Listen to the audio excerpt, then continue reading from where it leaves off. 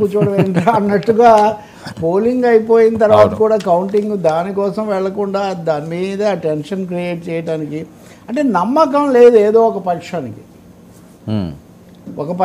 నమ్మకం లేదు, ఒక పక్షానికి దూకుడు ఎక్కువగా ఉంది, దానివల్ల ఇలాంటి పరిస్థితులు వస్తున్నాయి.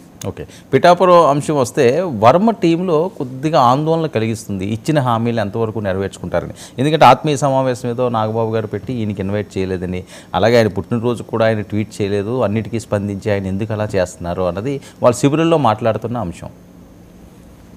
అంటే రెండు విషయాలంటే, నాగబాబు ఈ విషయాలకు వస్తే సాక్షిలో కూడా వార్త వేశారు, నాగబాబు అన్నాడని మనకేదో స్వేచ్ఛ వచ్చింది, ఇంకా మనం ఎవరికి లేదు స్వతంత్రులమని. ఒకటైతే రాజకీయ పార్టీలు పొత్తులు ఉన్నప్పుడు అప్పుడు కలిసి పనిచేస్తే అది అయిన తర్వాత ఎవరికి వాళ్ళని వెళ్ళటం అనేది జరుగుతూ ఉంటుంది.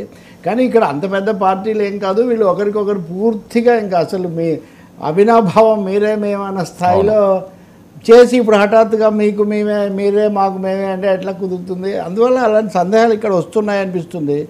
రెండవది, ఆయన చివరిలో జరిపినటువంటి సమావేశంలో వాళ్ళ పార్టీ వాళ్ళే ఉన్నారు.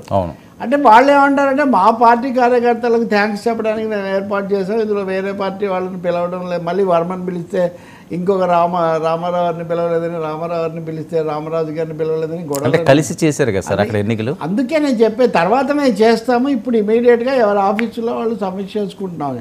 కాకపోతే పిఠాపురంలో వర్మ ఫ్యాక్టర్ అనేది ప్రధానంగా ఆయనకే కృతజ్ఞతలు, ఆయన ద్వారానే జరిగింది ఇదంతా పవన్ కళ్యాణ్ చెప్తూ వచ్చారు, భావించారు. కాబట్టి ఆయన కనీసం ఏదో ఒక విధంగా అక్కడ ఉండాలి కదా.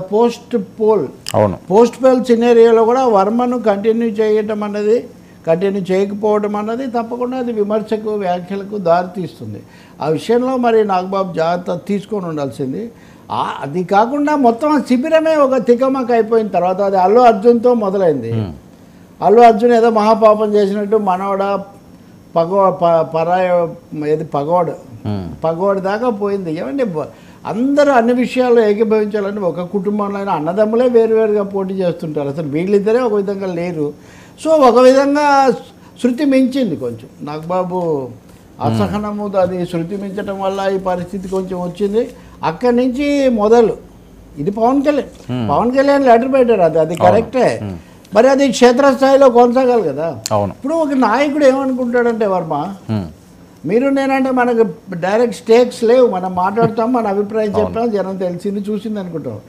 లోకల్గా తన ఇంప్రెషన్ ఏంటి, తన రూట్స్ ఏంటి, తన కాంటాక్ట్ ఏంటి, తనకు అందులోనూ మరి పద్ధతులు చాలా ఎక్కువగా పాటించే తూర్పుగోదావరి జిల్లా కాబట్టి అక్కడ అవగానే ఏంటిది పెళ్ళి అవగానే ఏదో అన్నట్టుగా ఉంది అనే ఒక అభిప్రాయం వచ్చి ఉండొచ్చు. పవన్ కళ్యాణ్ అది కొంత ఊహించారు కాబట్టి పెట్టారు.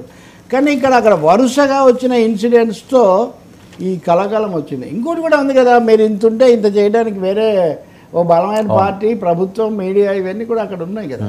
కాబట్టి జాగ్రత్త లోపించింది. అల్లు అర్జున్ మీద కామెంట్ చేసినప్పుడు కానీ కొన్ని విషయాలు ఇదిగో ఇట్లాంటివి మీడియాలో వాళ్ళ సమావేశంలో మాట్లాడుతుంటే మరి వేరే వాళ్ళకి ఏమైనా చేరుతుందని చూసుకోవడంలో కానీ, వర్మను ముఖ్యంగా ఆ కౌంటింగ్ వరకు వర్మన్ సెంటర్గా పెట్టుకోవడం అనేది చాలా క్షేమంగా కదా. ఎటు తిరిగి ఎమ్మెల్యే పవనే కదా గెలిస్తే, అటువంటిప్పుడు వర్మను ముందు పెట్టుకుంటే మటుకు నష్టం ఏముంది, అది జరగలేదు.